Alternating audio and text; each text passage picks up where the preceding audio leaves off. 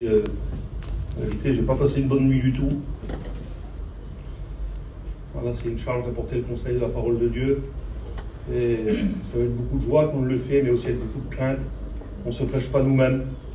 Vous savez, il y a des gens qui peuvent parler d'eux-mêmes terribles, on peut parler d'autres frères terribles, et quand on parle de Dieu, on ne parle pas de nous, on ne parle pas d'un homme, on ne parle pas de la terre, on parle de ce qu'il est venu faire en nos cœurs, tout ce qu'il a transformé, et ça fait trembler nos cœurs. Les serviteurs de Dieu, c'est vrai, on est devant lui, et Seigneur Jésus, ça fait beaucoup de pression dans nos cœurs. Je vous dis ça pour me détendre un petit peu, ça met beaucoup de pression dans nos cœurs, mais une fois qu'on est démarré là, que voilà, et bien ça va. De toute façon, on sent que le Seigneur est avec nous. Moi, j'ai l'assurance dans mon cœur, Seigneur, tout simplement que le Seigneur est avec moi ce matin. Amen. Je ne sais pas ce qu'il veut dire au peuple dans le détail. Moi, je ne sais pas parler à un cœur, je ne sais pas le faire.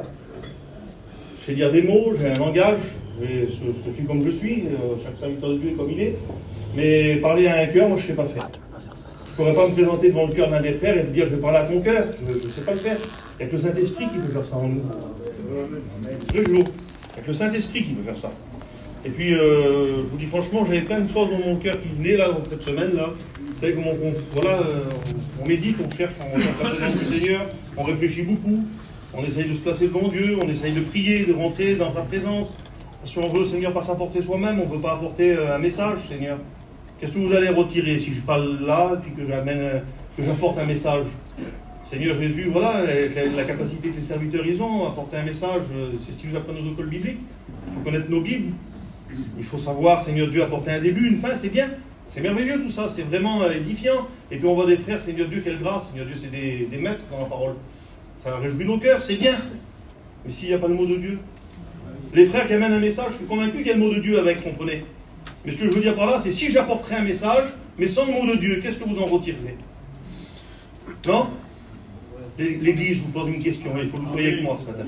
Qu'est-ce qu'on en retirerait? Qu'est-ce qu'il y aurait de plus sur la sortie de la réunion là? Il va arriver les annonces tout à l'heure, il sera midi ou midi et demi, peu importe. Il y en a, Seigneur, je le sais, et puis attention, je le dis, il y a beaucoup de respect dans cette assemblée. Il y a des sœurs qui ont des maris inconvertis, dans lesquels ils ont des obligations. Des obligations, je parle, hein. Je ne sais pas parce qu'on a un mari inconverti qu'on a des obligations. Il y a des maris inconvertis qui sont très gentils et qui n'obligent rien à nos sœurs, qui les laissent participer à leur culte librement. Mais il y en a qui vont être obligés de se lever, de partir avant même que la réunion soit terminée. Que Dieu vous bénisse, mes sœurs. Et pour les autres, si notre cœur n'est pas touché, on va subir le temps là. Mais si notre cœur il est touché, comment ça change tout? C'est vrai les frères, comment ça change tout? Je demandais à un frère de prier pour moi, je demandais à Dubaï qu'il puisse se lever et me présenter devant le Seigneur. Et puis on va partager la parole du Seigneur ensemble quelques minutes. Amen. Pour la gloire, Seigneur. Seigneur Dieu, vois ton serviteur, Seigneur Jésus. Sers-toi de lui, Seigneur, s'il te plaît, Seigneur Jésus. Parle à nos vies, Seigneur Jésus. Parle à mes frères et sœurs, Seigneur. On a besoin de toi, Père éternel.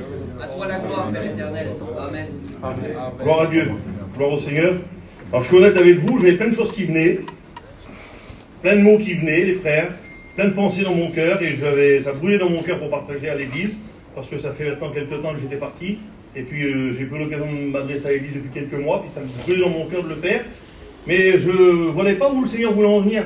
Jusqu'à tout à l'heure, là. Ce matin, tôt, je lisais la parole du Seigneur. Hier soir tard, mais il n'y avait rien qui se mettait en place. Plein de choses, mais rien ne se mettait en place. Et puis tout à l'heure, là, sur la chaise, là, tout d'un coup, les choses sont faites comme un alignement. Et quand ça s'aligne, c'est bien. Alors, on est content, voilà, ça soulage un peu mon cœur. Voilà, j'ai un peu moins de crainte. Voilà, mais on va rentrer ensemble dans le message. Il y a Moïse, il monte sur la montagne. Il reçoit le message de la parole de Dieu.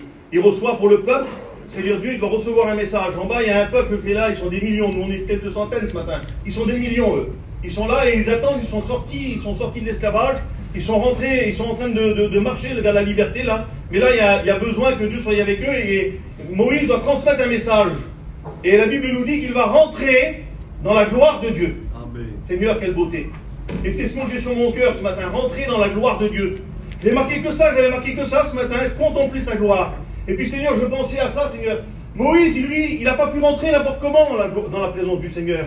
Il s'est mis un voile sur le visage. Il a voulu qu'il rentre d'une certaine manière, parce qu'on ne peut pas rentrer dans la présence du Seigneur, mes frères, n'importe comment. Je voudrais vous dire, quand on a été touché par Dieu, quand le cœur a été transformé, parce que le cœur, il ne s'améliore pas, les frères. Le cœur, il ne s'améliore pas en Dieu. Quand le cœur s'améliore, c'est lorsqu'on a fait du travail sur nous-mêmes. Mais quand Jésus vient toucher un cœur, il le transforme complètement. Amen. Parce que Dieu ne peut pas habiter dans un cœur qui n'a pas été transformé. Il faut que le cœur soit transformé, changé, pour que le Seigneur, on puisse être, je n'ai pas d'autre mot, je ne sais pas comment le dire, le récipient, le réceptacle, le vase de terre, on n'était que de la terre, de la poussière, nous. Mais le Seigneur de ce vase-là, pas terrible, il nous a changé pour qu'on puisse le recevoir en nous, Seigneur. Amen. Et quelle grâce! Quelle grâce! Parce que vous savez, je pensais à ça, je regardais le Seigneur, comment il parle dans la parole du Seigneur, comment il parle aux hommes religieux. Excusez-moi, frères et sœurs, je vais essayer de pas trop m'excuser ce matin, mais je voudrais vous dire ça. Je suis malheureusement convaincu qu'au milieu de nous, il y a des religieux. Je suis malheureusement convaincu, je ne sais pas lire dans le cœur, moi. À l'apparence, Seigneur, on peut regarder, on peut se dire, celui-ci, Seigneur, c'est un homme de Dieu par excellence. Celui-ci, il est très fidèle. Celui-ci marche de telle manière. Mais la religiosité, c'est quelque chose qui se cache dans les attitudes. Ça se cache dans notre cœur. Ça vient prendre une place qu'on ne voudrait pas. Parce que la religiosité, c'est faire des choses par habitude. De faire des choses parce qu'il faut les faire. De faire des choses sans être convaincu qu'il y a quelque chose derrière qui va agir dans nos cœurs, sans avoir changement. On peut être religieux sans changer. Il y a plein de religions dans le monde. Ils vont à l'église plusieurs fois par semaine. Ils ont des pratiques, ils ont des coutumes. Il y a plein de religions différentes. Et il y a des hommes religieux qui sont des hommes qui vont pour la terre, c'est des hommes terribles. Et nous, ce qu'on n'a pas besoin, c'est d'être des hommes terribles pour la terre. On a besoin d'être des hommes de Dieu. Amen. Parce que quand on est religieux, le cœur ne change pas. Et Jésus, quand il parlait à un vrai religieux, quelqu'un qui était profondément ancré dans la religion, dans la façon de faire, il faut prendre son culte, il ne faut surtout pas manquer le culte. Il faut venir à l'église, il faut venir au moins une, voire 2 fois par semaine, et surtout pas manquer le culte. Mais dehors, quelle est notre vie? Quelle est notre pratique? Quel est notre cœur? Comment ça s'articule en nous, là, ce désir de travailler pour lui, ce désir de lui plaire? Tu n'as peut-être pas la force de travailler, tu ne sais peut-être même pas c'est quoi travailler pour Dieu. Mais témoigner pour lui, parler de lui, mettre en avant, Seigneur, qui nous a arrachés d'où nous étions, de cette manière de vivre, là, qui ont marché comme on voulait, et qui nous a amenés dans sa gloire, Seigneur, la gloire de Dieu. Oui, nous avons contemplé sa gloire, la Bible nous dit. La Bible nous dit dans l'évangile de Jean, au 1er chapitre, il dit que la parole est venue habiter parmi nous, pleine de grâce et de vérité. Et nous avons contemplé sa gloire. La gloire comme la gloire du Fils unique venu du Père. Seigneur, on a contemplé la gloire de Dieu. Quand est-ce qu'on a contemplé la gloire de Dieu? À quel moment ça s'est passé, mes frères? Moi je sais, Seigneur, j'ai vu le moment où ça s'est passé. J'étais un dimanche dans un culte, il y a maintenant 26 ans en arrière. Et puis j'ai dit ce mot-là, j'avais déjà ressenti sa présence. J'avais déjà fait des expériences. J'avais, Seigneur, un désir profond de Dieu. Mais un jour, j'ai dit, Seigneur, je te demande pardon. Et à ce moment-là, la parole de Dieu a frappé tellement fort dans mon cœur. C'était pas physique, mais je pourrais le dire, c'était pratiquement comme si je sentais que mon cœur se transformait. Et là, je peux dire que j'ai contemplé sa gloire. Parce que j'ai senti qu'il venait habiter en moi. Qu'il venait remplir mon cœur tout entier, là, qu'il prenait toute la place, qu'il avait le droit de tout faire en moi. Parce que j'avais demandé, Seigneur, débarrasse-moi de ce péché. Pardonne-moi de mon impossibilité, là. Pardonne-moi de qui je suis. Et le Seigneur l'a fait. Et Seigneur, ce jour-là, j'ai contemplé sa gloire. Amen. Seigneur Jésus, je sais que, je me rappelle un jour, j'étais tout seul dans ma voiture, j'étais jeune chrétien, et puis je voulais voir la gloire de Dieu, je voulais ressentir sa présence. Et puis j'essayais de rentrer dans sa présence, là, dans la prière, de passer du temps, parce que j'avais besoin de quelque chose. J'avais besoin d'être revêtu de sa gloire. J'avais besoin d'être baptisé dans le Saint-Esprit. Et tout à coup, Seigneur, après un temps passé en Dieu, j'ai senti, Seigneur, le Saint-Esprit descendre sur moi et m'envahir de sa gloire. Amen. Et puis à ce moment-là, je me suis vu comme si que mon âme parlait à Dieu à ce jour-là. Ça a été une des plus belles expériences que j'ai fait de ma vie. Et je me suis vu parler en langue. C'était comme si que mon langage n'était plus le langage de la terre et s'adressait au ciel. Et j'avais des réflexions en moi-même. J'ai dit, Seigneur, je vous joue mon cœur ce matin. J'étais comme si j'étais devant moi dans la voiture là. Je dis, Seigneur, c'est pas possible, je suis baptisé du Saint-Esprit. C'est moi qui dis ces choses à Dieu là en langue. Et je contemplais sa gloire ce jour-là. Parce que Seigneur, le Seigneur m'a prouvé dans cette petite attitude de jeune garçon que j'avais là. J'étais un homme pas vieux, j'avais 22 ans. Et puis d'un coup, je ressentais cette présence qui m'envahissait là. Je suis arrivé sur la plage, je ne sais pas si je me s'en rappeler. J'étais parti après le culte et puis je revenais, il faisait grande nuit, il était 11h du soir. Et je klaxonnais, j'avais voulu contempler sa gloire. J'avais voulu rentrer dans sa présence. Je ne voulais pas en partir. Et puis Seigneur, quand je suis arrivé sur la plage, j'ai klaxonné sur la plage, je suis sorti, j'ai été vers les serviteurs, j'ai dit, j'ai été baptisé du Saint-Esprit, les frères. Mais les frères, sans doute, eux, ils n'avaient pas contemplé sa gloire, ils ont dit, c'est bien, Horton, C'est merveilleux, c'est bien. Mais eux, c'était pas leur expérience, c'était la mienne. Et si ça serait la tienne ce matin, si tu rentrerais véritablement dans la gloire de Dieu, ne pas s'arrêter à une vie de religion, ne pas s'arrêter à venir à l'église parce qu'il faut le faire, ne pas s'arrêter à dire un bon mot parce qu'il faut le dire, mais le vivre véritablement de tout notre cœur. Être des hommes, Seigneur, qui vivent les choses de tout son cœur, tout notre cœur. Seigneur, c'est dur, hein? Pour parler franchement à mes frères, de tout mon cœur, c'est pas facile. On a toujours des petites réserves, nous les hommes. C'est vrai les frères, non? Petites réserves qu'il y a derrière, on a du mal. Et quand on rentre dans sa gloire, Seigneur, il faut lui ouvrir tout notre cœur. Et puis, Seigneur, à un moment donné, je vais regarder dans la parole du Seigneur, et je vais regarder l'histoire de Paul. Paul, c'est un homme religieux, lui, qui est un homme terrible. Parce que, attention, tu peux être un homme religieux dans l'église. Je ne te compare pas à Paul, dans son attitude, je comprends bien. Paul, c'était un persécuteur, c'était un homme qui ne vivait pas la vie de Dieu, tu n'es pas du tout cet homme ou cette femme-là ce matin. Et puis, si jamais dans ton cœur, tu t'en rends peut-être même pas compte, des fois, on ne s'en rend pas compte qu'on est religieux. Je vous dis ça pourquoi? Moi, ça m'arrive d'être religieux. Alors, ça vous fait ce que vous voulez, vous pensez comme vous voulez, moi, ça m'arrive de faire. Des fois, je médite parce qu'il faut méditer. Des fois, je vais visiter parce qu'il faut visiter. Des fois, je viens à l'église parce qu'il faut y aller à l'église. Et mon cœur n'y est pas, mon cœur est dans tout le reste. Mais mon cœur n'y est pas, mais Seigneur, je le fais parce qu'il faut le faire. Bon, ça s'appelle aussi voilà, une vie en Dieu, il faut le faire, des fois, il faut s'efforcer des fois. Mais je ne peux pas vivre comme ça, moi. Je ne peux pas vivre comme ça, moi. J'ai besoin, Seigneur, que ça soit vrai. Si c'est pas vrai, ça va aller un moment, ça va aller quelques jours, je vais faire des gros efforts. Mais si je dis comme ça, au bout de 6 mois, là, 3 mois, 1 mois, je ne sais pas combien de temps, mais tu me ramasses à la cuillère, je ne suis plus pasteur demain, je ne peux plus y arriver. Je Seigneur, je vais être un fardeau pour vous, je vais être Seigneur pesant. J'ai besoin que mon cœur soit libre.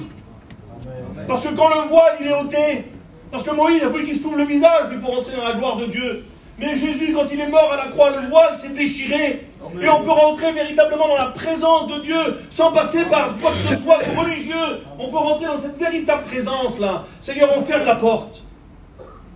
On est là dans le secret. Et notre Père qui est là dans le secret, il voit ton cœur, il sait à l'intérieur comment ça s'y passe. Et s'il y a des petits restes comme ça de levain, Seigneur, à la lumière de l'évangile, qu'ils soient balayés de nos cœurs, que ce désir soit là, les frères et sœurs. Enlève de mon cœur tout ce qui est cet aspect-là. Je ne veux pas du levain dans mon cœur. Ce qui fait lever la patte, là, ce qui m'enflamme quand ça ne va pas, ce qui fait de moi un homme charnel. Parce que ma chair, là, elle a des désirs contraires à mon esprit. Ils sont inimitiés, ils ne peuvent pas s'unir ensemble. Ils font la guerre les uns avec les autres. J'ai ces natures en moi. Avant, j'avais une nature charnelle.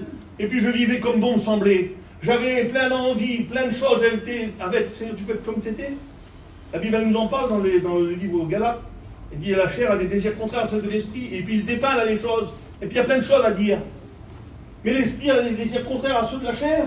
Et ils sont inimitiés. Ils ne peuvent pas s'entendre ensemble. Il faut combattre, les frères. Il faut que je combatte pour battre la religion, Angelo. Je suis obligé de le faire, je suis obligé, Seigneur, de mettre mon cœur, de m'y attacher, de, Seigneur, m'efforcer, pour ne pas être un religieux, mais pour vivre vraiment la vie de Dieu. Les frères et sœurs, si jamais on ne rentre pas dans ce domaine-là, avec notre faible capacité, Dieu ne te demande pas d'être un maître, Dieu te demande d'être vrai. Dieu ne te demande pas que ta possibilité, Dieu te demande si tu veux. Mais si tu veux, Seigneur, tu rentres dans sa gloire, là, Seigneur, en un instant. Tu n'as pas besoin d'artifice, tu n'as pas besoin de façon de faire, tu n'as pas besoin de méthode, tu n'as pas besoin de grands mots spéciaux, tu as besoin d'un cœur vrai, et Seigneur, te présenter devant lui, et de lui dire, Seigneur, illumine mon cœur. Seigneur, je veux véritablement être vrai, changer, être transformé, marcher en nouveauté de vie. Seigneur Jésus, je ne veux pas m'arrêter à, Seigneur Jésus, cette vie-là, Seigneur, passagère, j'allais dire bidon. Mais cette vie qui ne sert à rien en vérité. Vous comprenez? Cette vie qui ne sert à rien là. Parce qu'une vie de religieux, c'est une vie de malheureux. Je vous le dis, Seigneur. Une vie de religieux, chrétienne, c'est une vie de malheureux. On le dit aux jeunes, on s'occupe des jeunes depuis des années, puis quand on a l'occasion de leur faire un petit peu de l'exhortation, on leur dit si vous n'êtes pas à fond pour Dieu, ça ne marchera pas. Tiens, je regarde, j'ai des exemples là. Je ne prends pas de nom, je ne veux pas gêner les garçons. Mais j'en vois devant moi qu'on a baptisé, qu'on a engagé, et qu'on marchait en Dieu, puis d'un coup ils ont mis les genoux à terre. Il a fallu aller les chercher dans un endroit pas possible. Ils s'étaient re-rentrés dans des problèmes, dans des choses. Pourquoi? Parce qu'ils ne vivent pas la vie de Dieu à fond, et ce qu'on leur disait. On avait une formule magique. Les garçons, on avait une formule magique, pas à vous dire. On leur disait simplement, si tu ne vis pas à fond la vie de Dieu, tu ne pourras pas y arriver. Le cœur, il a besoin d'être plein. Amen. Le cœur chrétienne a besoin d'être plein. Si tu as un cœur qui est partagé, il n'est pas plein de la gloire de Dieu. Est-ce que vous comprenez? Ça paraît peut-être haut ce que je te dis, mais la gloire de Dieu, elle ne demande pas des effets spéciaux, elle ne demande pas des méthodes spéciales, elle demande de lui laisser de la place. Tu ne peux pas avoir un cœur partagé. Si tu as un cœur partagé, tu vas être malheureux. Tu ne peux pas vivre à moitié les choses de Dieu et à moitié les choses du monde. Seigneur, tu ne peux pas être moitié chair, moitié esprit. Seigneur, c'est l'esprit qui doit prendre le dessus. Amen. L'esprit doit prendre le dessus, frères et sœurs. Et je voudrais que vous réagissiez, Seigneur. Et mets-toi, rentre en toi-même et dis-toi, Seigneur, mais je voudrais que l'esprit prenne le dessus. Amen. Je veux que ça soit, Seigneur. Je n'ai pas arrivé jusqu'à maintenant. Je n'ai pas la capacité, je ne peux pas le faire, oui, mais moi non plus. Hein. Et puis les serviteurs, excusez-moi, je prends les anciens qui sont là, vous n'avez pas la capacité non plus, les frères. Et puis nos anciens qui ont été des hommes extraordinaires. Je parlais d'hommes hier soir, avec mon Jean, on parlait de Georges de Lure, on parlait de ces hommes-là, on disait c'était des montagnes dans l'évangile. Mais ils n'avaient pas la capacité non plus, et tout le respect que j'avais pour eux, que je les adorais dans mon cœur. Seigneur, il a fallu qu'à un moment donné, ils rentrent dans la gloire de Dieu. Amen. Amen. Il faut à un moment donné arrêter avec la terre là. Arrêter de s'y attacher. Arrêter de construire, bâtir, de vouloir posséder, avoir, faire, de vouloir contempler. Seigneur, nos yeux contemplent. Les yeux sont irrassasiables, la Bible nous dit. Oui. Tu ne rassasieras pas ton œil. Tu ne rassasieras pas ta poche non plus. Tu ne rassasieras pas non plus, Seigneur, tes désirs. Mais il n'y a que si tu rentres dans la présence de Dieu que tu vas pouvoir te détacher de la terre. Amen. Plus tu rentreras dans sa présence, plus tu chercheras sa présence, sa volonté, plus tu chercheras, Seigneur, à vouloir lui plaire, avec, Seigneur, une vie simple. J'aime bien André quand il dit ça. Il prêche, André, et puis quand il prêche, il dit souvent ça. Dis-moi, je ne suis pas un grand prieur, je ne suis pas un grand lecteur. Mais toute la journée, il prie, André. Il prie comment? Il se met à genoux au milieu de la rue, là, non? Il lui parle au Seigneur. Comprenez ça? Il lui parle, Seigneur, comme à un copain, là, il est avec lui. Vous comprenez? Et Seigneur, c'est pas faire de l'artifice, ça. Oui. Parce que tu t'imagines dans ton cœur, on s'imagine que la difficulté, elle est trop grande pour entrer dans sa gloire. On s'imagine que l'effort, il est infaisable. Mais oui, tu peux pas. C'est pour ça que Jésus-Christ s'est donné lui-même. Il est venu, Seigneur, sur cette terre-là, de misère, afin de prendre, Seigneur, notre nature à nous, pour pouvoir dire, regarde, moi, je vais tout accomplir pour que toi, tu aies la facilité de rentrer dans la gloire de Dieu. Amen. Amen. Et le voile a été ôté, Seigneur, dans sa présence. Et puis quand on regarde, Seigneur Jésus, la possibilité de le faire impossible. Et cet homme-là, l'apôtre Paul, lui, à un moment donné, c'est un religieux. Il avance vers Damas. Il va arrêter les chrétiens. Mais tout d'un coup, sur le chemin de Damas, lui, il va rentrer, lui, dans la gloire de Dieu, mais pas de la manière qu'il aurait voulu. Hein. Seigneur, à un moment donné, il est frappé. Et puis c'est le Seigneur qui va lui parler et qui va lui donner une leçon ce jour-là. Je ne voudrais pas rentrer dans le détail du message de ça, c'est pas mon message de ce matin. Mais à un moment donné, Seigneur, quand on ne marche pas comme Dieu veut, Dieu à un moment donné, il faut qu'il nous stoppe dans notre course. Parce que sa gloire, elle peut nous envahir et puis nous porter. Mais sa gloire, elle peut aussi nous arrêter. Je voudrais dire que dans l'église ce matin, à un moment donné, ça a beaucoup été prêché sur ça. Il faut garder nos positions, il faut rester sur ce qu'on a reçu de nos anciens. Il faut, Seigneur, marcher, on ne bougera pas. Oui, Seigneur. En Dieu, on ne bougera pas. Moi, c'est le désir de mon cœur, toujours. Je le disais à un frère il y a quelques jours en arrière, Seigneur, qui a été destitué de la gloire, destitué de la grâce, destitué du ministère. Et je parlais de ce frère-là, et je lui disais, Seigneur, il y a quelques jours en arrière, je disais, mais ça sert à quoi que je te rentre dans le détail? Tu as prêché la parole de Dieu beaucoup plus que moi, tu la connais par cœur. C'est le péché qui t'a frappé aujourd'hui. Quand le péché, il frappe, il retire la gloire de Dieu de nos cœurs. Et à quel moment la gloire peut revenir si le péché t'a frappé ce matin, frère? Si le péché lui frappé ton cœur, si tu as commis une faute, si tu es en tort par rapport à Dieu, par rapport à la vie, par rapport aux choses, par rapport à ton frère peut-être, petit péché, grand péché, le péché tout simplement, je voudrais te dire que le seul moyen pour rentrer dans sa gloire, Dieu t'arrête dans ta course, et je voudrais te dire de cette manière-là, tu ne peux plus rentrer dans ma gloire, le chemin t'est barré. Aujourd'hui, il faut que je t'arrête dans ta façon de faire. Parce que pour rentrer dans ma gloire, il faut se présenter devant le Fils. Il faut contempler la gloire du Fils. C'est quoi, Seigneur, la gloire du Fils? La croix. Amen. Faut revenir à la croix des fois. Il faut revenir avec le pardon des fois. Demander, Seigneur, je te demande pardon, je suis un pécheur. Je te demande pardon, je n'ai pas agi comme il faut, Seigneur. Ça ne sert à rien que tu dis, je me prive de cette scène. Je vais me mettre à l'écart pendant un temps, mais toi surtout pas à l'écart. Celui qui se met à l'écart, il cherche son propre intérêt pour faire ce qui lui plaît et pour se perdre. Ne te mets pas à l'écart, tu sois le premier dans les rangs là. T'as mal agi, n'aie pas la tête haute, produis du fruit digne de repentance, c'est ce que la Bible nous enseigne. Comment faire pour le produire? Seigneur, repens-toi dans ton cœur. Je parlais d'une salle d'attente il y a quelques jours en arrière avec un homme, et puis il me voulait, voilà, un homme qui vient à la réunion, peut-être qu'il est là ce matin, je ne sais pas, mais qui n'était pas encore engagé dans le Seigneur. Et il me disait, imagine Horton, je suis dans ma voiture, puis il m'arrive un problème, et puis d'un coup là, je vais mourir. Je demande pardon à Dieu, il me prend, hein. Je dis, excuse-moi, tel, je dis, moi je parle pas je sais pas lire dans un cœur. Si ton cœur est sincère à ce moment-là, si tu lui demandes pardon, oui, il te prendra. Mais il faut être sincère, hein. Parce que de dire pardon, vous savez, moi je peux avoir fait un tort à Ray. Mon copain, je prends l'exemple, je peux avoir fait un tort à Ray important, puis dire Ray, je te demande pardon, hein. Vous savez, si mon cœur n'y est pas, vous croyez que ça va marcher? Mais dans mes premiers actes, dans les premiers jours qui vont suivre, là, ça va se voir tout de suite que c'est pas vrai ce que j'ai fait. Comprenez bien, le Seigneur, lui, il a un scanner. Moi aussi, je ne sais pas lire dans les cœurs. Lui, il sait. Tu ne peux pas te présenter devant Dieu avec un cœur orgueilleux, parce que Dieu résiste aux orgueilleux. Amen. Mais il fait grâce aux humbles. Ne sais-tu pas que c'est l'amour de Dieu, orgueilleux, orgueilleuse? Ne sais-tu pas que c'est l'amour de Dieu qui te pousse à la repentance? Parce que Dieu t'aime. Et Dieu ne veut pas te laisser comme ça. Parce que même si ton fils ou ta fille réfléchit, père ou mère de famille, là, celui qui passe peut-être par ce problème aujourd'hui, si ton fils ou ta fille t'a fait tort, à un moment donné, tu vas pouvoir lui donner une leçon. Tu vas pouvoir agir. Tant qu'ils sont petits chez toi, là, dans ton camping, à ta maison, tu peux les corriger. Mais quand ils sont adultes, des fois, il y a de l'opposition qui se fait. Et puis s'il y a un tort qui est entre toi et lui, tu sais que tu ne peux pas rester comme ça, tu veux que ça se répare. Mais tu ne veux pas rester dans la situation, là, parce que même si tu le prends dans tes bras, que tu l'embrasses, même que tu lui fais des bises et tout ce que tu veux, si ça ne change pas, la situation elle sera encore là demain et après-demain. Il ne faut pas, Seigneur, s'améliorer, il ne faut pas s'arranger avec les situations, il faut les réparer. Oui, ce que Dieu veut, c'est réparer avec toi. Ce que Dieu veut, c'est te prendre, Seigneur Jésus, te placer, te mettre un anneau au doigt, te donner, Seigneur, la plus belle des robes, te donner, Seigneur Jésus, Seigneur, des chaussures pour marcher, te rétablir dans les choses. Mais il ne faut pas te rétablir avec un vêtement souillé. Quand l'homme de Dieu se trouve dans le temple de Dieu, il a un vêtement souillé sur lui. À un moment donné, il faut qu'il soit purifié de son état. Parce qu'il ne peut pas rentrer dans la gloire de Dieu. Je voudrais te dire que pour rentrer dans la gloire de Dieu, ne crois pas que c'est quelque chose de magique que je te parle ce matin. C'est pas quelque chose c'est pas mystique que ce que je te dis. C'est tout simple. Il faut rentrer dans la gloire de Dieu, mais il y a une manière de se présenter. Aujourd'hui, Seigneur, avec tout le respect que j'ai pour l'Assemblée, avec mon cœur qui est devant Dieu ce matin, et puis je voudrais le dire à mon Seigneur ce matin, Seigneur, je refuse cette attitude-là, qu'on rentre n'importe comment, qu'on fait n'importe quoi, qu'on dit je prie quelques minutes, je repars, je vais à la réunion quand j'ai envie, j'y vais pas, je fais mes affaires, je m'arrange, je fais ce que je veux, je vis comme je veux. Seigneur, j'ai une attitude là, d'une nouvelle évangile, mais j'en veux pas d'une nouvelle évangile. Je veux la gloire de Dieu dans ma vie. Je veux que ça marche dans mon cœur. Je veux que mes enfants soient en sécurité au large, mais dans sa gloire. Seigneur, si c'est ma façon d'être, ça ne marchera pas, frères et sœurs. Si dans ton cœur l'évangile est devenu aussi bas que ça, remets-toi en question, ressaisis-toi, reste pas comme ça.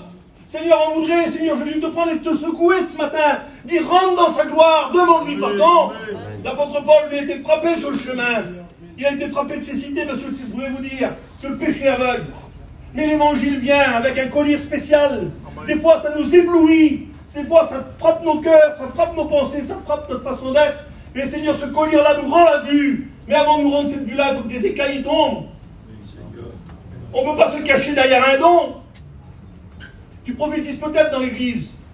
Et tu te caches derrière ton don, dans ton cœur. À quoi tu le dis peut-être à personne. Peut-être le sais, tu as peut-être une attitude secrète cachée là. Des choses qui ne me regardent pas, c'est entre toi et ton Dieu.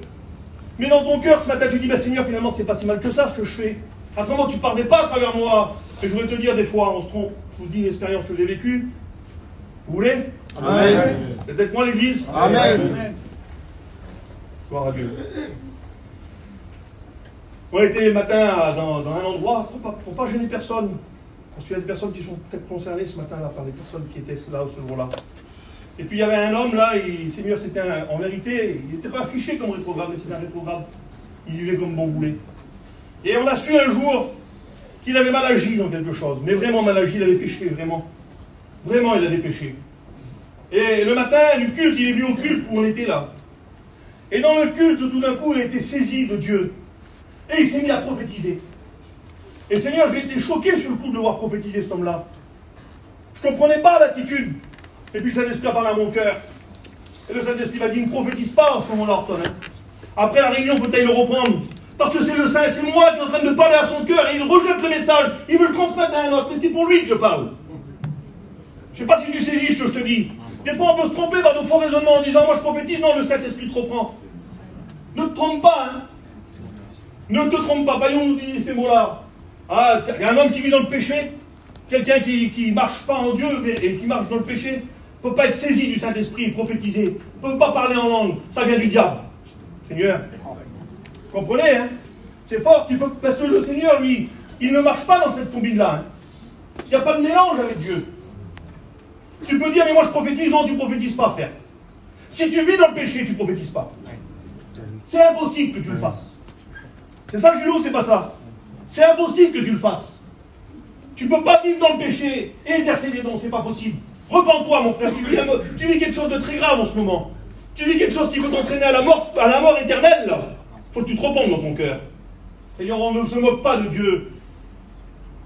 Il faut être poussé à la repentance dans nos cœurs, et c'est le Saint-Esprit qui le fait.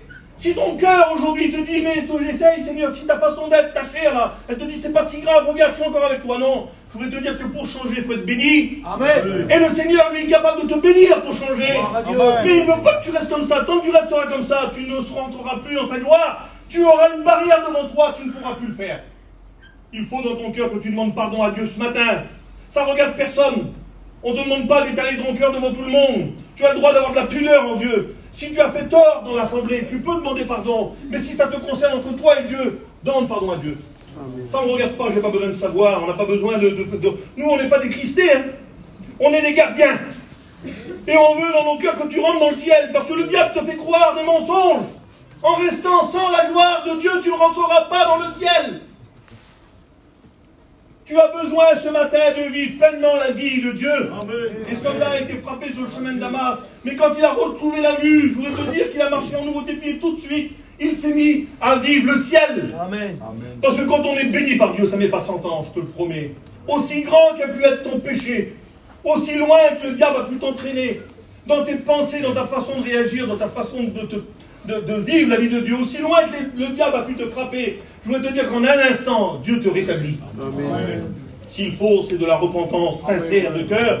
Pour entrer dans sa gloire, il faut se présenter devant lui, contempler cette gloire et lui dire, Seigneur, je voudrais que tu viennes et que tu agisses maintenant. Je vais vous lire un texte, vous voulez? Amen.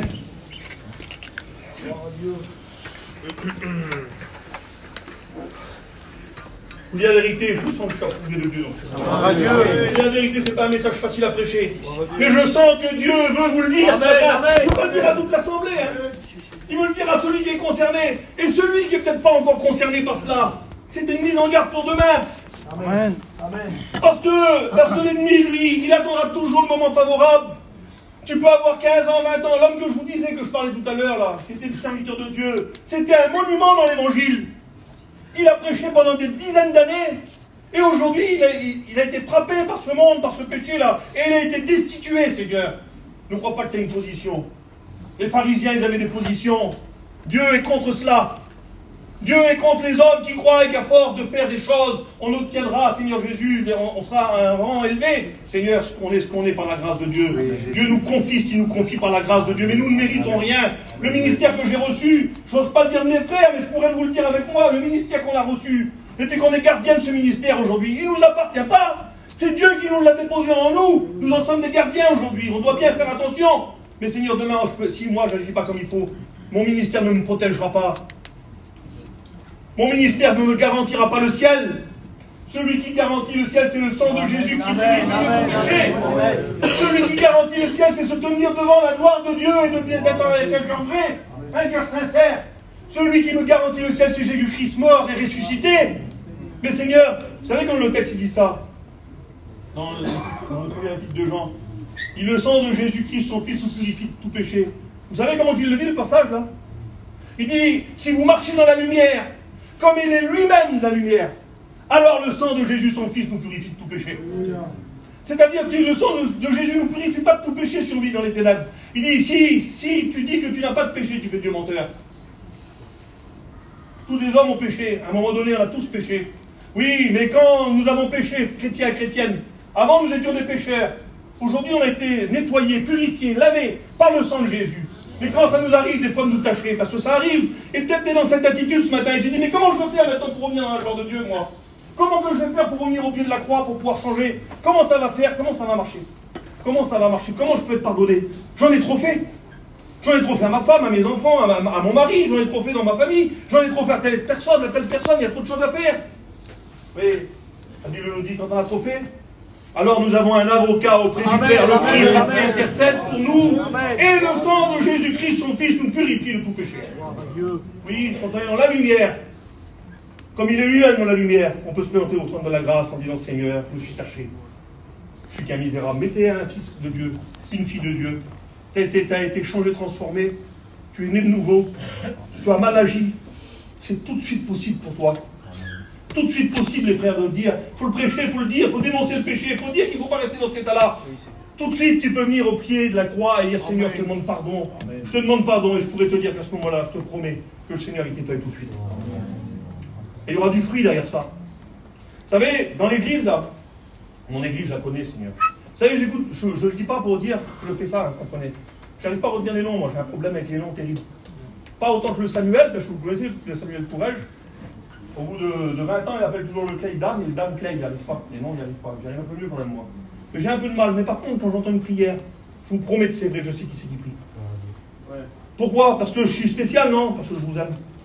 Je veux participer, moi, je veux être dans l'œuvre, Seigneur Jésus, je veux être avec vous quand vous souffrez. Seigneur Jésus, tu vas peut-être te dire dans ton cœur, oui, mais tu n'as pas été là quand il y a eu tel problème, hein, quand je vais passer par telle chose. Des fois, c'est vrai, on passe à côté des choses. Je me dis, moi, frère, peut-être pas, mais moi, je passe à côté de certaines choses. C'est vrai. Mais je te promets que quand je sais que tu as un problème, Seigneur, je m'applique à t'aider. Seigneur, c'est la gloire de Dieu qui nous donne ça dans nos cœurs.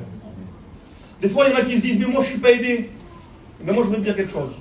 Et je prends, Seigneur, la liberté de le dire. Si tu es aidé, mais tu refuses l'aide. Si tu es aidé, mais tu refuses l'aide. Ça veut dire quoi, entendre ce que tu dis? Ben, ça veut dire que des fois, la marche t'a été donnée. Je ne sais pas si on peut dire la marche. La solution t'a été donnée.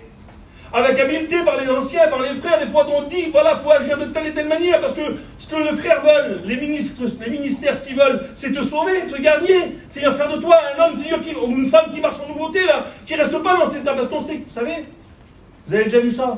Moi, je sais que j'étais jeune, j'avais un petit chien. Excusez-moi, les exemples, j'en ai pas d'autres, j'aime bien comme ça. J'avais un petit chien. Seigneur, il tombait mort après moi, le petit chien, là. C'était même pas la peine. Je l'appelais à 100 mètres, il courait, même pas la peine. Mais quand il était blessé un jour, il s'est fait manger par d'autres chiens. Dévoré, les chiens. Quand il est revenu, il avait la patte cassée. Quand j'ai voulu l'approcher, c'est tout juste, il ne m'a pas mordu. Tout juste, il ne m'a pas mordu, il a fallu que j'y aille, ça a été très compliqué, il était blessé. Des fois, tu es blessé. Et tu crois que les serviteurs de Dieu, ils viennent, Seigneur, pour t'en remettre une couche par-dessus. Non, mais la vérité de l'évangile fera que tu ne peux pas rester dans ton état. Même Dieu t'a été blessé. À cause de ce que tu as fait, peut-être, ou peut-être à cause d'un os, mais peu importe, on est là aujourd'hui. Je ne sais pas la situation, les frères. Le Saint-Esprit parle mieux que moi. Je ne rentre pas dans une situation là, le Saint-Esprit parle mieux que moi. Peut-être que tu as été blessé, mais aujourd'hui ça t'a poussé à peut-être mal agir, ou peut-être c'est toi qui l'as fait volontairement, tu as mal agi. Et la solution t'est donnée. Et tu crois que les frères ils sont contre toi. Nous, la seule chose contre laquelle on est, c'est le diable. Amen. Mon seul ennemi dans l'église, moi, c'est le péché. Et c'est le diable. Je peux regarder tous les frères et sœurs qui sont ici dans les yeux, et je pourrais le dire à chacun, je vous aime de tout mon cœur. Et je suis certain que tous les serviteurs de Dieu pourraient monter derrière et dire pareil. Mais ton péché, c'est mon ennemi. Ta situation qui ne se règle pas, c'est mon ennemi. C'est pas toi, mon ennemi. Hein. C'est ta situation. Parce qu'elle t'empêche de rentrer dans la gloire de Dieu. Il faut que ça change, frère. Il faut que tu t'humilies sous la puissante main de Dieu. Amen. Que tu reconnaisses dans ton cœur. Que tu fasses ce qu'il y a à faire. Parce que tu vas beau monter ici derrière l'estrade, tu as beau témoigner. Tu as beau prier pour la Sainte Seine. Tu as beau passer pour les enfants. Tu as beau avoir peut-être une tâche dans l'église. Si dans ton cœur c'est pas rétabli, ça ne change pas. Dieu te résiste aujourd'hui parce que tu es orgueilleux, tu résistes à Dieu. La solution elle t'est donnée, il faut la saisir. Amen. Ça m'a déjà arrivé moi. Mes frères, et puis je les remercie de tout mon cœur. On a des frères terribles. Je vous dis la vérité. Voilà, je ne fais pas de cinéma en disant ça. Si vous savez combien de fois mes copains ils m'ont aidé moi. Les anciens, mes copains, les plus jeunes. Avec une solution, avec une main tendue, parce qu'on n'est pas des louis d'or. On n'est pas les meilleurs, on a nos mauvais caractères, notre mauvaise façon d'agir, mais quand les solutions y viennent, des fois ça pique le cœur un petit peu. Alors faut que je m'humilie alors. Ben oui, il faut que tu t'humilies. Pas un orgueilleux. Alors bien sûr, pleine douceur, et après d'un moment on le fait ce qu'il y a à faire. Et quand on ne le fait pas, ils sont capables aussi de crier s'il faut. Hein. Tu ne peux pas rester, parce que je vais vous expliquer quelque chose. Dites-moi si c'est pas vrai ce que je dis. Mike, dis-moi si c'est pas la vérité ce que je dis. Si tu me vois en train de nager vers un courant qui est trop fort là, tu vas me dire, Horton, attention, le courant il est fort là-bas. C'est vrai, on va le dire avec une certaine manière. Mais si tu me sens en train de me noyer, tu vas hurler, chope la bouée! Arrête de rester comme t'es! Et puis même si dans ton cœur tu te sens peut-être qu'il y a un peu trop d'autorité dans ce qui est dit, mais c'est pour te sauver! Amen. C'est urgent! Tu ne peux pas rester comme ça, c'est urgent! Quand c'est urgent, il n'y a pas de cinéma, il n'y a pas de manière. S'il faut se jeter dans la boue pour te sauver, on va le faire. S'il faut se brûler les mains pour le faire, on le fera. Mais c'est urgent. Mais quand tu refuses l'aide, je voudrais te dire quelque chose.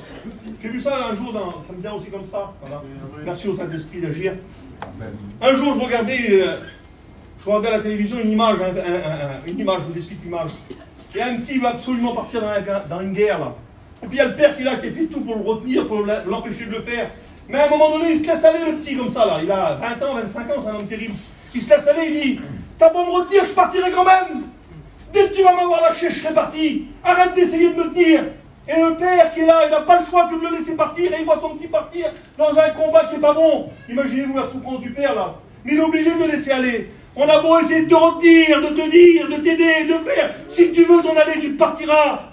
Tu feras peut-être souffrir l'église, tu vas peut-être faire souffrir tes frères, ta famille, tes enfants, tes parents, peut-être ta femme ou ton mari, mais tu partiras. Quand l'ennemi est arrivé à semer dans nos cœurs une graine qui nous empêche de voir cette gloire qu'il a mise dans l'obscurité en nous, nous ne voyons plus briller la splendeur de l'évangile, et nous partons de la main de Dieu, et le péché qui saisit l'occasion nous entraîne loin de Dieu, avec toutes nos raisons, toute notre façon d'agir, de penser, de croire qu'on a raison, on se trompe.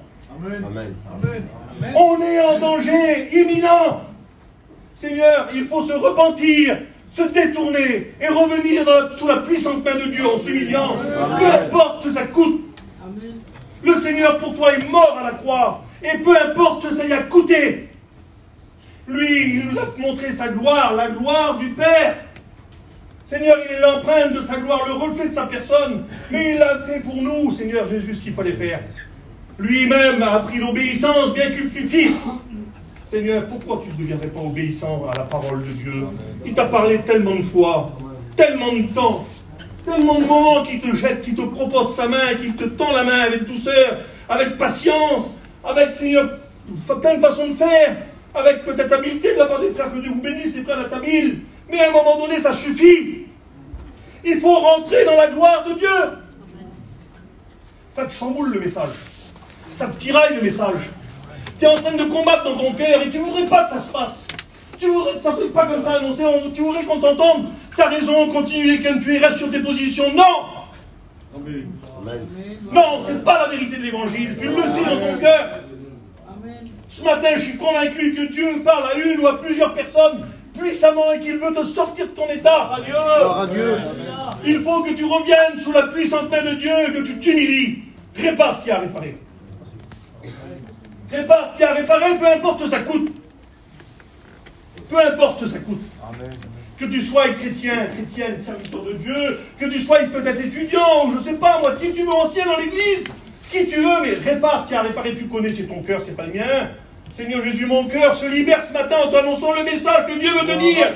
Il faut que tu rentres dans la gloire de Dieu. Amen. Oui, oui, qui condamnera les élus de Dieu? Personne. Personne. Si tu te présentes devant Dieu, je voudrais te dire que personne ne te condamnera. Tu t'attends peut-être en réparant à avoir, Seigneur, je ne sais pas moi, des grandes choses à faire. Je voudrais te dire simplement ça. Enfin, simplement ça. Je me calme un peu. Merci Seigneur. Dans la gloire, Seigneur. À Dieu la gloire, alléluia. Merci Jésus. Tu t'imagines que peut-être il va falloir que tu fasses des grandes choses terribles. Qu'il va falloir que tu marches à genoux tout le long de la salle en disant je suis coupable. Rien du tout, mon frère. Rien du tout. Je te promets que c'est vrai, je te le dis. Et dans ce que je dis, c'est réfléchi.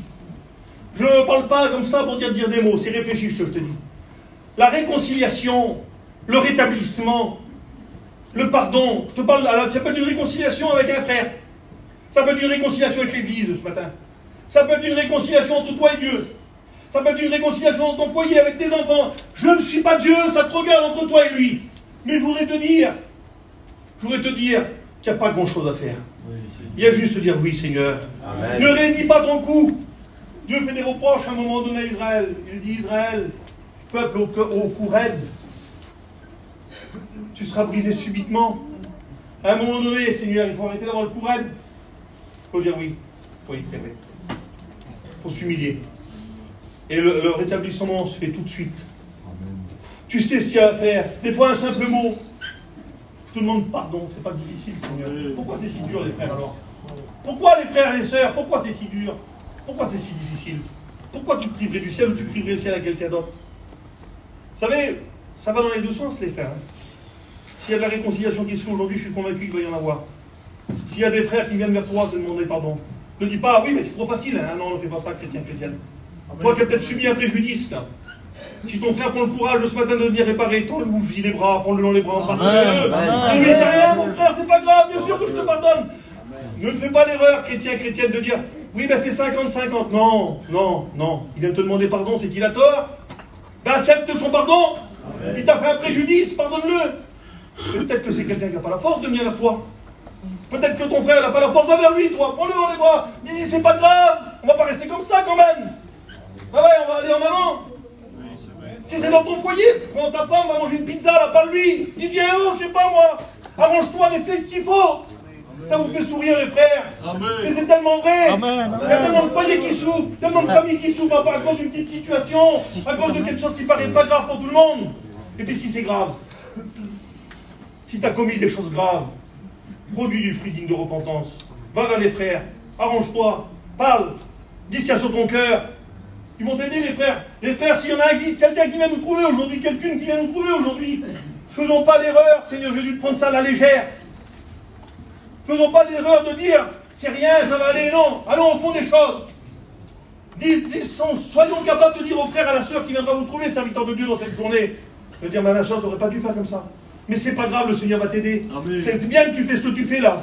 Mais le Seigneur va te rétablir, mais il faut que tu comprennes que ce que tu fais, ce que tu avais fait, c'était grave. Il faut dire les choses, les frères. Je me rappelle, nos anciens nous enseignaient, et c'est Payon qui nous disait ces mots, ça m'avait frappé dans mon cœur.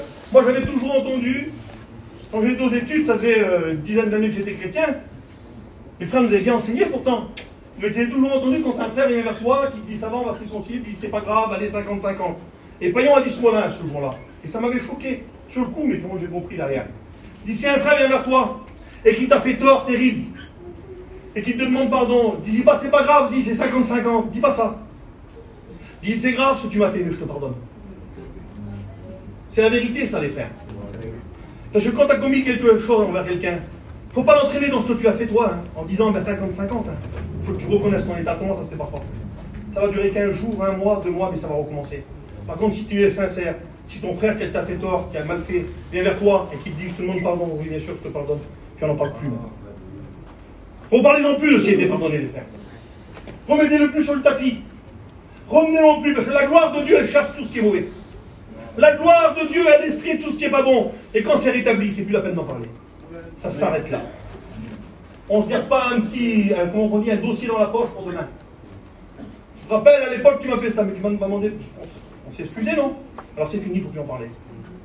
C'est terminé, ça. Le diable, lui, voudrait nous faire garder des petits dossiers. Il n'y a pas de petits dossiers à garder, les frères et sœurs. Il faut pouvoir se regarder dans les yeux avec nos frères et sœurs et marcher en nouveauté. Oui, bien sûr, je voulais le dire aussi, il ne faut pas recommencer. Tu as fait tort à quelqu'un, tu lui as demandé pardon. On ne recommence plus demain.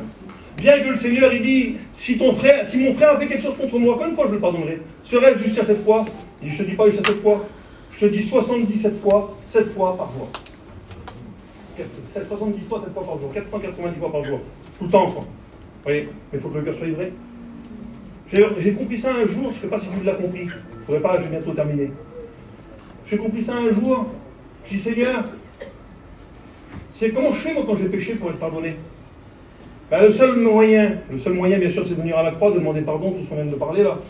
Mais le seul moyen, c'est d'être sincère. Vous savez, quand tu te présentes, peu importe le tort que tu as pu faire, voilà, tu as fait tomber la bouteille d'eau volontairement par terre, là. Allez, voilà. Seigneur, je te demande pardon pour la bouteille d'eau, là. Je te demande pardon, mais quand ça se représentera, je recommencerai. Je te promets que tu n'es même pas pardonné du pardon que tu demandes là. Même pas écoute ta prière, le Seigneur. Même pas, il pose les yeux sur ton offrande, sur ce que tu vas faire demain. Il sait que tu vas recommencer volontairement, il sait que déjà, tu as déjà prévu dans ton cœur que si ça se représente, je ne pourrai pas résister, je recommencerai. Je te promets qu'il ne te pardonne pas. Par contre, si tu l'as fait tomber la bouteille d'eau là, tu dis Seigneur, plus jamais de ma vie je le fais. C'est vrai ce que tu dis dans ton cœur. Plus jamais de ma vie je le fais, ça m'a fait souffrir. Plus jamais, je ne veux plus jamais le faire. Je te promets que le Seigneur te pardonne tout de suite. Et même si tu refais tomber la bouteille, prends ta paix.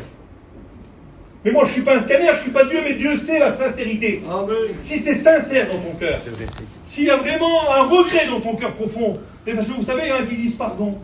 Parce que vous savez, quand on s'approche du Seigneur, souvent on le dit ça. Repentez-vous ce soir, donnez votre cœur à Dieu, levez la main. Merci Seigneur pour les mains qui se lèvent. Mais s'il n'y a pas de pardon derrière, ça ne sert à rien. Tu peux faire les appels que tu veux.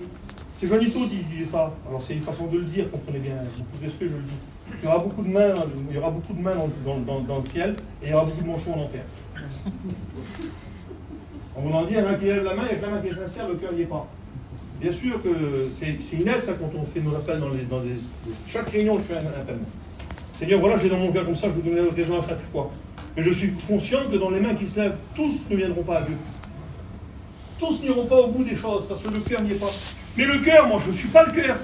Moi, je ne suis pas Dieu pour voir le cœur.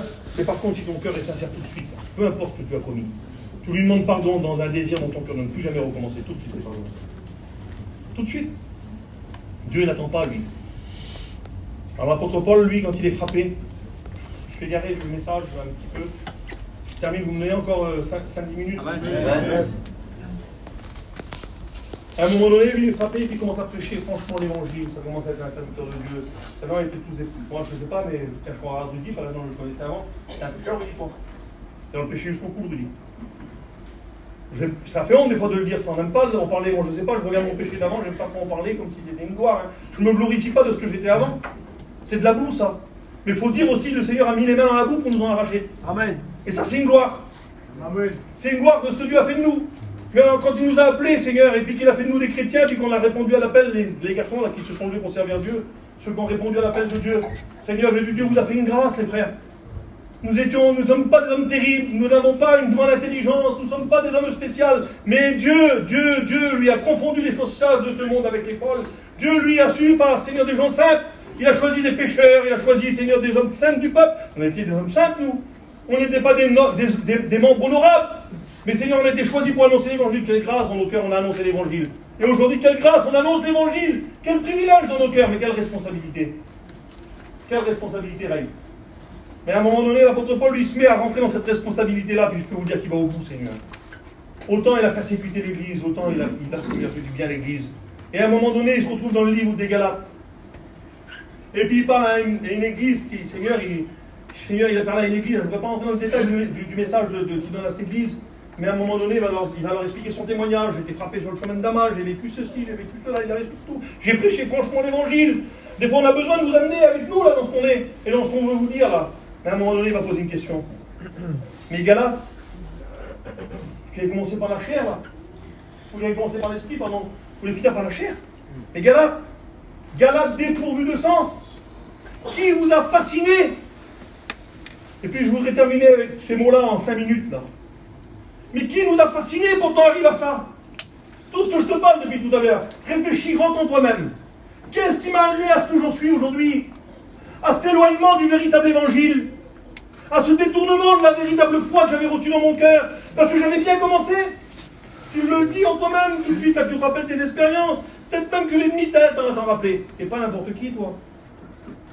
Rappelle-toi d'où c'est que tu viens, qu'est-ce que tu as fait, les efforts que tu as fait, ce que tu as mis en œuvre, comment tu as réparé, tout ce que tu as fait. Peut-être que l'ennemi vient là, et qu'il te le dit dans ton cœur maintenant. Je voudrais te le dire, ce mot-là, ça s'appelle de l'orgueil. Rejette-le loin de toi. On n'était que des pécheurs rachetés par grâce. Peu importe le niveau que tu avais, peu importe la poche que tu avais, peu importe peut-être le caractère, la mentalité que tu avais, on n'était que des pécheurs rachetés par grâce. Et nous sommes, Seigneur Jésus, devenus des enfants de Dieu par grâce. Et nous marchons dans la vérité par grâce. Et nous sommes sauvés par grâce. Et nous pouvons dire, tendre la main à nos frères par grâce. Et nous pouvons arracher des gens de la boue par grâce. Seigneur, qui vous a fasciné afin que vous vous détourniez si facilement de l'évangile que vous avez reçu? Tu as reçu l'évangile avec pureté dans ton cœur. À moins que tu n'aies pas reçu de pureté, alors à ce moment-là, il faut que tu reviennes au début. Mais si tu as reçu l'évangile, et si tu en arrives à tout ça, que tu t'es détourné, que l'ennemi a fait son travail, et puis qu'aujourd'hui tu n'arrives pas à revenir véritablement, Seigneur Jésus, revenir à la simplicité de l'évangile, à la vérité de l'évangile, revenir, Seigneur Jésus, à l'essentiel de l'évangile, Seigneur, rentre en toi-même. Rappelle-toi qu'avant tu marchais d'une manière qui t'amenait à la mort, mais qu'aujourd'hui le sang de Jésus-Christ a purifié de tout péché et que tu peux marcher en allant vers la vie. Et quand l'apôtre Paul il dit ces mots-là, c'est dans le livre Galates au chapitre 3, il dit aux Galates dépourvus de sens, qui vous a fasciné, vous aux yeux duquel Jésus-Christ a été peint comme crucifié? Voici seulement ce que je veux apprendre de vous. Est-ce par les œuvres de la loi que vous avez reçu l'Esprit ou par la prédication de la foi? Êtes-vous tellement dépourvus de sens qu'après avoir commencé par l'Esprit, voulez-vous maintenant finir par la chair?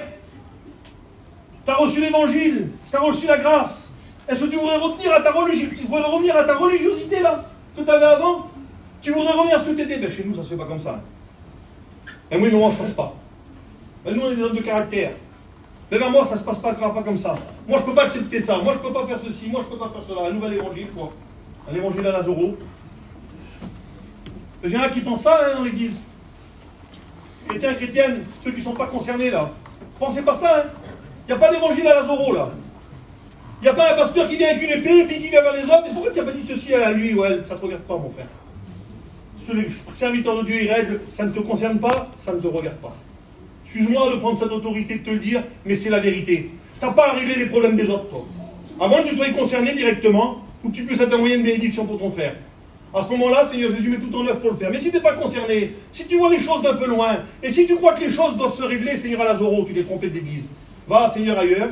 Ici, c'est pas comme ça que ça se passe. Ici, on n'a que des frères qui tendent la main aux autres. Amen. Et qui, s'il faut, Seigneur Jésus, se blesseront pour le faire. S'il faut, résisteront pour le faire. Mais pourquoi tu ne le fais pas témoigner à un tel? Ça ne te regarde pas, ma soeur. Un jour, je le dis avec beaucoup de respect, le frère qui me l'avait dit est parti dans la gloire de Dieu, c'était un vrai chrétien.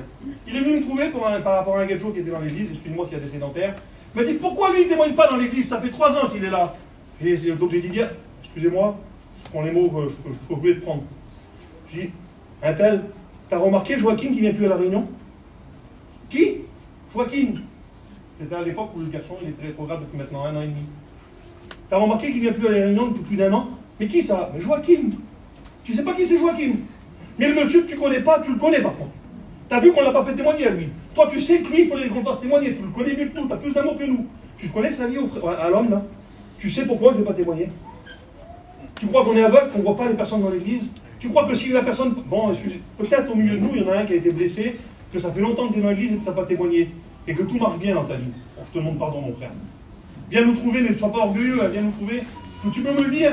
Tu sais, si t'as pas, ça fait 1 an que tu n'as pas témoigné, c'est normal, on est 500, on comprend bien. Tu peux rester des fois 3 ans sans témoigner dans l'église. Là. Va dans les annexes, tu vas témoigner. C'est équilibré, je te le dis, les frères, ou pas? C'est comme ça, non? Amen. Il y en a un qui a passé 2 fois, c'est pas grave, mon frère. On n'a pas des scanners, on n'a pas fait esprit de le faire témoigner 2 fois. Soyons pas pointilleux. Comprends ce que je dis, hein? Mais s'il y a des personnes qui passent pas derrière l'estrade, là, c'est pas à toi à dire, fais témoigner un tel. Comprends ce que je dis? Pourquoi lui, il ne témoigne pas? Ben voilà, je suis obligé d'entrer dans le détail du frère, t'expliquer sa vie. Tu as été le trouver à lui, ça ne te regarde pas. Excuse-moi, je te le dis, ça ne te regarde pas, absolument pas. Et puis je prends un exemple simple, je prends Mike demain. S'il a fait un mal, il n'a pas fait de mal de le faire. Si Mike il a fait un mal, vous ne saurez pas si j'ai été le trouver. Ça ne vous regardera pas si j'ai été le trouver. Pourquoi? Parce qu'on est des serviteurs de Dieu, on protège, et la Bible nous dit ça. Protège la nudité de ton frère, un homme qui a péché. C'est un homme qui s'est dénudé. Et nous, on veut protéger. Seigneur, on n'est pas là pour pointer du doigt. On n'est pas là, Seigneur Jésus, pour jeter des pierres. On est là pour aider. Seigneur, ce n'est pas un évangile à Lazaro, c'est un évangile plein d'amour. Et si dans ton cœur, peut-être tu te dis, mais pourquoi moi, on ne fait pas ceci ou cela? Ben, peut-être que toi, tu fais pas ce qu'il faut aussi. Peut-être ça fait longtemps que la main t'est tendue. Ça fait longtemps que les frères te parlent avec beaucoup de patience. Mais ça fait peut-être longtemps aussi que toi, Seigneur Jésus, tu refuses. Accepte aujourd'hui. Arrête. Résiste plus, accepte. Humilie-toi, Seigneur. Ce qui vous a fasciné? Après avoir commencé par l'esprit, tu vas finir par la chair. Seigneur, dans pas longtemps, si tu restes dans cette position-là, tu ne viendras plus à l'église. Et tu diras, il dit, je n'y vais plus. Alors si jamais, et puis attention, je te mets en garde parce que je nous remets aussi dans la vérité des choses. Peut-être moi j'ai manqué quelque chose. Hein. Et puis si c'est le cas, qu'on ne fait pas, viens me trouver. Viens chez moi, viens chez moi, tu sais où c'est que je vis, on se connaît par cœur. Viens me parler.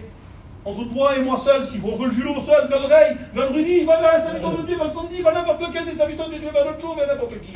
Va vers ton frère. Va trouver les serviteurs de Dieu, et puis dis, moi je vis telle et telle situation, je ne comprends pas. Peut-être on a passé à côté, ou peut-être il y a des choses à réparer. Mais au moins on t'aidera. Et si on a passé à côté, on te demande pardon, et on va t'aider demain. Seigneur, ça arrive de faire des erreurs. Reste pas blessé, reste pas dans ta position. Seigneur, je comprends, Seigneur Jésus, je ne peux pas avoir plus de mots que ça. J'en ai pas d'autres de toute façon. Seigneur, un chrétien ne doit pas rester dans une mauvaise position. On doit rentrer dans la gloire de Dieu. Amen. Gloire à Dieu. On doit rentrer dans sa gloire. On doit, Seigneur Jésus, mettre tout à plat.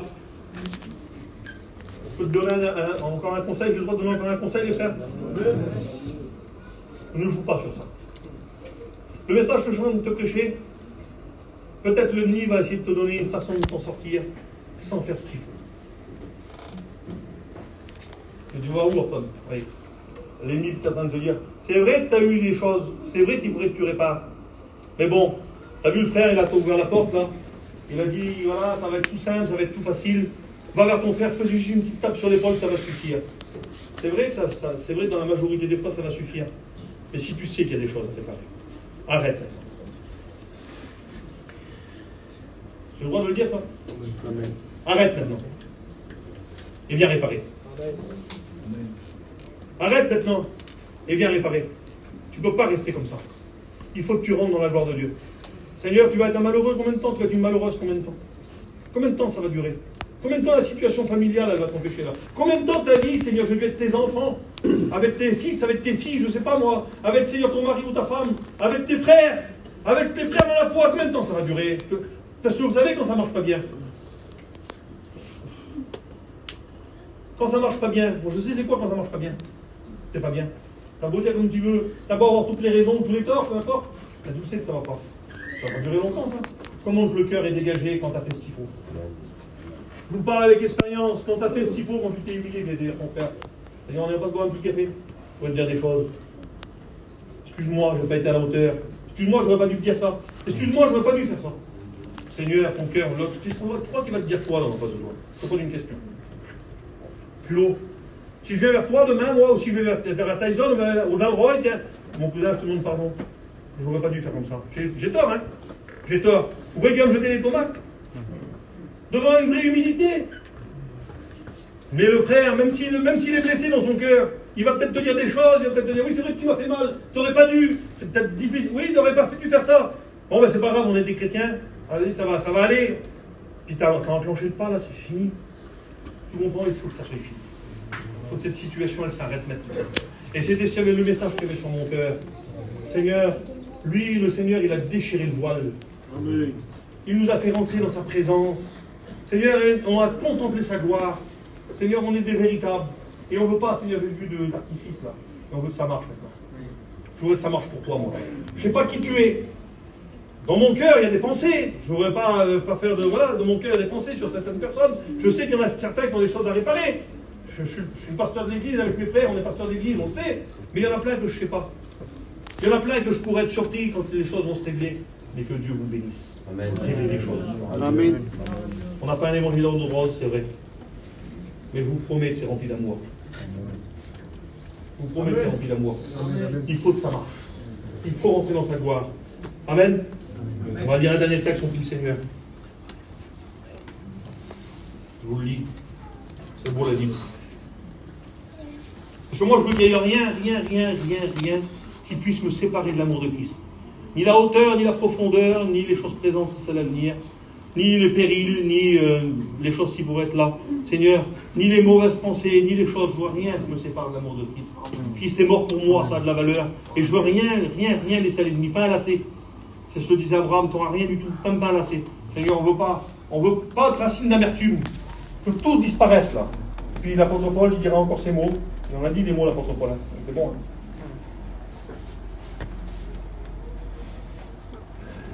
Dans 2 Corinthiens au chapitre 3, ayons pris le Seigneur. Mais lorsque le cœur se convertit au Seigneur, le voile est ôté. Or le Seigneur c'est l'Esprit. Et là où est l'Esprit du Seigneur est la liberté. Nous tous donc le visage découvert reflète la gloire du Seigneur. Nous sommes transformés en la même image de gloire en gloire par l'Esprit du Seigneur.